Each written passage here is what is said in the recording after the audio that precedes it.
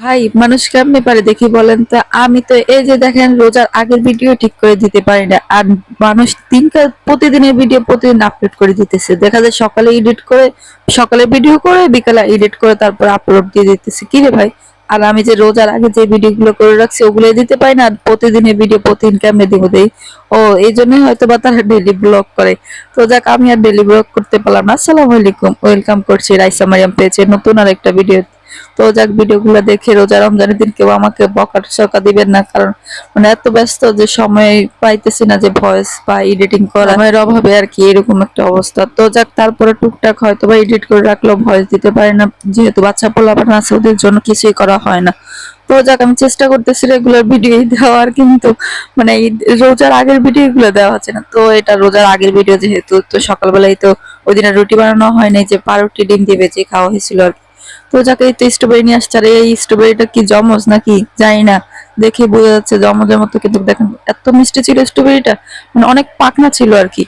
তো আর এই তো ওই দিনেই আর কি, মানে রাত্রেবেলায় তো মসজিদে মাহফিল হয়েছিল, তবরক পাঠ হয়েছিল, তো ওইটাই আমি গরম করে খাচ্ছিলাম আর কি। দেখা যায় তখন প্রায় 11টা বাজতেছিল, আর দুপুরে খাবার খেতে দেরি আছে, তো ভাবলাম যে বিরিয়ানিটা একটু গরম করে, রাইসেরও বললো যে আম্মু একটু বিরিয়ানি গরম করে দাও।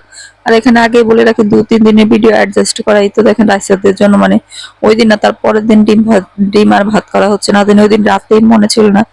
যেহেতু রোজার আগের ভিডিও আগেই বলে রাখছে, আজকে প্রায় 7-8 রোজা হয়ে গেছে ভিডিও এডিট করে মানে ভয়েস দিতে দিতে এতগুলো ভিডিও মানে জমা হয়েছে, সময়ের অভাবে দিতে পারতেছি না। ইনশাল্লাহ চেষ্টা করতেছি সময় মতো ভিডিওগুলি মানে আপলোড করার জন্য।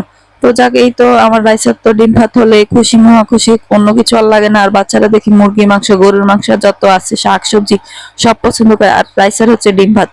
মানে কিছু হলে আমার একটু ডিম ভাত দাও না, ডিম ভাত দাও না। আর ডিম ভাত বলতে কি মানে ঝাল ছাড়া আর কি। কিন্তু দেখা যায় অন্যদিকে যে নুডলসের যে মশলা থাকে না, ওই মশলাটা সে চুরি করে খেয়ে ফেলছে, নুডলস কিন্তু কাছে। তো ভাই, ওই দিক দিয়ে তোর ঝাল লাগে না, তোর এই দিক দিয়ে ঝাল লাগে শুধু।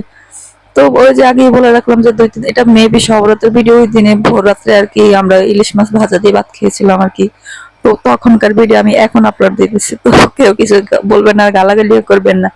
ওই যে সারাদিন রোজা রাখা হয়েছে রাইসাদের জন্য, দুপুরে মনে হয় যে ডিম ভাত করা হয়েছিল, আর আমরা ইলিশ মাছ দিয়ে মানে সন্ধ্যা না জানি ভোর রাত্রে ভাত খেয়েছিলাম। তো যাকে, তো যেহেতু বাচ্চারা ইলিশ মাছ খেতে পারে না, আর ওদেরকে রোজা রেখে মানে ইলিশ মাছ দিয়ে ভাত খাওয়াতে বিরক্ত লাগতেছে, তো এই জন্য ওদের জন্য আমি একটু ডিম ভাত করে দিলাম। এটাই হচ্ছে শর্টকাট রাস্তা, ডিম ভাজি মানে ভাত।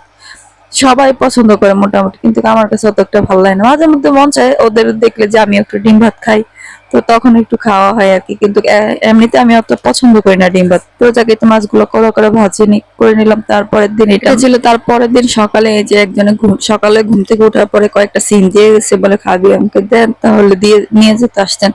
তো আমি রাখতে চাই না, তারপরে দেখলাম যে দিয়ে গেছে জোর করে। প্রথমে বললাম যে না না রাখবো না, পরে দেখি তাজা তাজা যেহেতু অল্প কয়টা, অল্প এই কয়টাই নিয়ে আসছে ভাই, কেমনে রে এই কয়টা সিট দিল আমার।